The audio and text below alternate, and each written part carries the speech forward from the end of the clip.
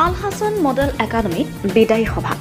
দশম শ্ৰেণীৰ বিদায়ী সভা অনুষ্ঠিত বিদ্যালয় প্ৰাংগণত হয় হোজাই জিলাৰ চাৰিংবতৰ ঐতিহ্যমণ্ডিত আল হাসান মডেল একাডেমিত উলহ মালহেৰে অনুষ্ঠিত কৰা হয় দশম শ্ৰেণীৰ বিদায়ী সভা লগতে বিদায়ী শিক্ষাৰ্থী সম্বৰ্ধনা জনোৱা পৰিলক্ষিত হয় সভাত উপস্থিত থাকে সামৰালী তিনিআলি মধ্য ইংৰাজী বিদ্যালয়ৰ অৱসৰপ্ৰাপ্ত প্ৰধান শিক্ষক যোগেশ দেউৰী প্ৰাক্তন বিইঅ হুছেইন আহমেদ মুৰাজাৰ মহাবিদ্যালয়ৰ বদৰুল আলম চৌধুৰী বৰবালি ক্লাষ্টাৰৰ চিআৰচিচি গিয়াছুদ্দিন নুৰনগৰ এমই মাদ্ৰাছাৰ জ্যেষ্ঠ বিজ্ঞান শিক্ষক আমিনুল হক লস্কৰ আমচুৰ নেতা মামুন ৰছিদ কবিৰ আহমেদ চৌধুৰী আদি উক্ত অনুষ্ঠানত যোৱা বৰ্ষত ষ্টাৰ নম্বৰ লাভ কৰা ছাত্ৰ-ছাত্ৰীসকলৰ লগতে অন্যান্য কৃতি ছাত্ৰ-ছাত্ৰীসকলকো সম্বৰ্ধনা জনোৱা হয় স্কুলখনৰ অধ্যক্ষ জাকিৰ হুছেইন আৰু সম্পাদক তথা অৱসৰপ্ৰাপ্ত বিএছচি শিক্ষক খলিলুৰ ৰহমানৰ নেতৃত্বত শিক্ষাগুৰুসকলে যথেষ্ট পৰিশ্ৰম কৰি আছে বুলি তেওঁলোকে জানিবলৈ দিয়ে পোনপ্ৰথমে মই আল হাসান মডেল একাডেমিৰ অধ্যক্ষ আৰু এইখন বিদ্যালয় পৰিচালনা সমিতিৰ সভাপতি এইখন বিদ্যালয়ৰ শিক্ষক শিক্ষয়িত্ৰী সকলোকে মই মোৰ ফালৰ পৰা আন্তৰিক ধন্যবাদ জ্ঞাপন কৰিছোঁ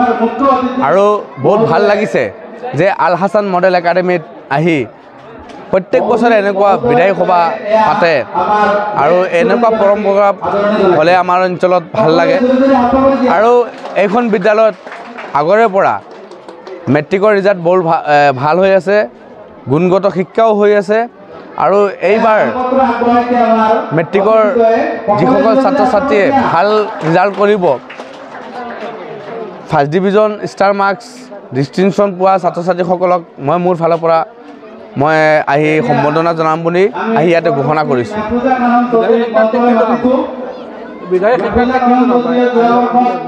বিদায়ী শিক্ষাৰ্থী 12জন নে 15জন মই সেই সকলোকো মোৰ ফালৰ পৰা মই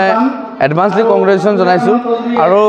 এইখন বিদ্যালয় বুলি কথা নহয় এই অঞ্চলৰ যিমানখন বিদ্যালয় আছে সকলোকো ছাত্ৰ ছাত্ৰীকে মই মোৰ ফালৰ পৰা এটাই অনুৰোধ কৰিছোঁ যে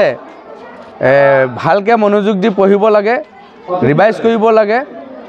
আৰু পৰীক্ষাত গৈ ভালকৈ পৰীক্ষা দিব লাগে মনোযোগ দি আৰু ভাল ৰিজাল্ট আনিব লাগে আমাৰ অঞ্চলৰ গৌৰৱ কৰি আনিব লাগে এই হোজাই জিলাৰ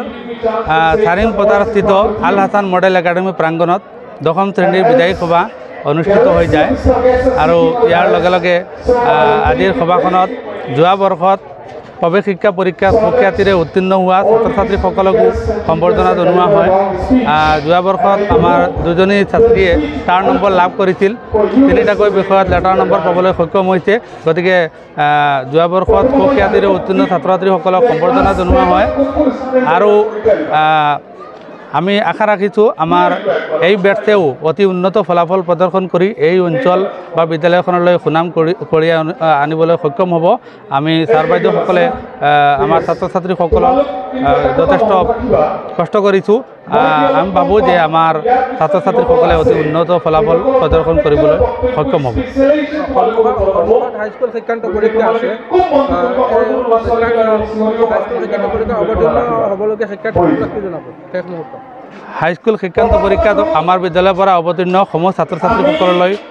শুভাশী জনাইছোঁ আৰু আশা ৰাখিছোঁ যে তেওঁলোকে এটি চমকপ্ৰদ ফলাফল প্ৰদৰ্শনেৰে আমাৰ বিদ্যালয় বা অঞ্চললৈ গৌৰৱ কৰি আনিব পাৰিব